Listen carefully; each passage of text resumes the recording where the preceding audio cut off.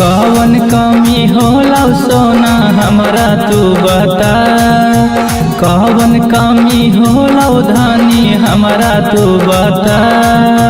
कैसे खानामा बनतो पिया घरवा के अंदर, खत्म होई गेलो पिया गैस सिलेंडर।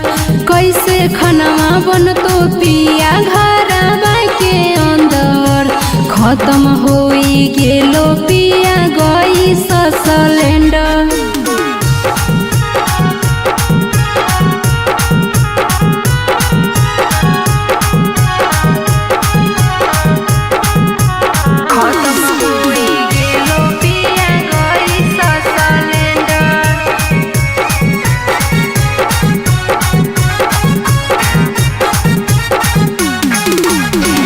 माटिए के चूल्हा हम देबो बनाई, जाई के बाजारी हम गोइठा देबो लाई, गोइठा देबो लाई। हमारा से चूल्हा पिया नहीं फुकाई, गोइठा के आग पिया हमसे न सहाई।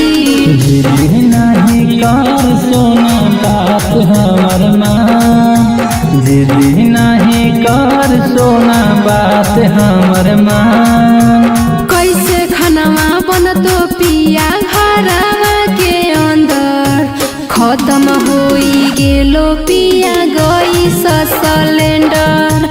कैसे खानामा बनतो पिया घरवा के अंदर, खत्म होई गेलो पिया गैस सिलेंडर।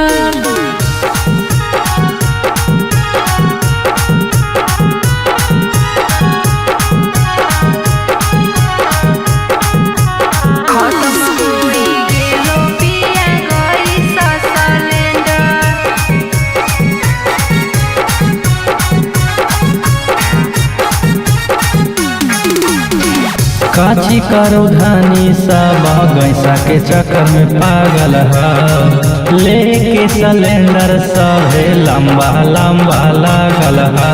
ए जी सुनी का हाल से लगाहू पिया तू कुछ पहुँच जी, देबू नहीं लाके पिया जइबो हमारू सजी। महंगा पूरा होल है धानी माचल हाहाकार, महंगा पूरा होल है धानी माचल हाहाकार। कैसे खानामा बनतो पिया घरवा के अंदर, खत्म होई गेलो पिया गैस सिलेंडर।